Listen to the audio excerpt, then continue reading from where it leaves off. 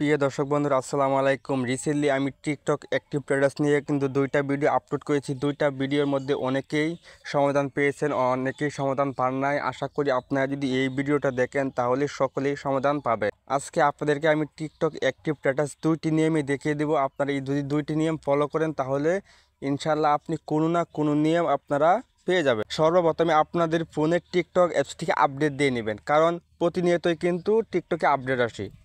Update আসার পরে আপনারা আপনার অ্যাপসটিকে ওপেন করবেন, তারপরে আপনার প্রোফাইলের মধ্যে টাচ করবেন। টাচ করার পরে উপরে পেয়ে যাবেন একটি থ্রি ডট আইকন, আপনারা এটার উপর টাচ করে দিবেন।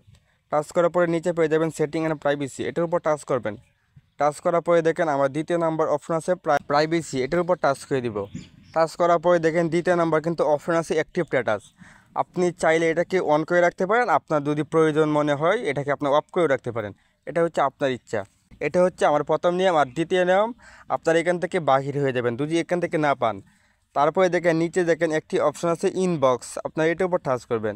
এটার উপর টাচ করার পরে উপরে এই ইনবক্স অপশনের উপর টাচ করবেন। টাচ করার পরে দেখেন অ্যাক্টিভ স্ট্যাটাস। যারা পান না, আপনারা যদি এই দুইটা নিয়ম ফলো করেন তাহলে আশা করা যায় আপনারা কোনো এক নিয়মে আপনারা আপনাদের সমস্যাটির সমাধান পেয়ে যাবেন। আশা করি আপনারা ভিডিওটি বুঝতে পেরেছেন। যদি ভিডিওটি দেখে ভালো লাগে তাহলে ভিডিওতে একটি লাইক করবেন, আর অবশ্যই কমেন্ট করে আপনার মতামতটি জানাবেন। চ্যানেলে নতুন হয়ে থাকলে চ্যানেলটি সাবস্ক্রাইব করে দিবেন। ধন্যবাদ সবাইকে এতক্ষণ ধৈর্য সহকারে ভিডিওটি দেখার জন্য।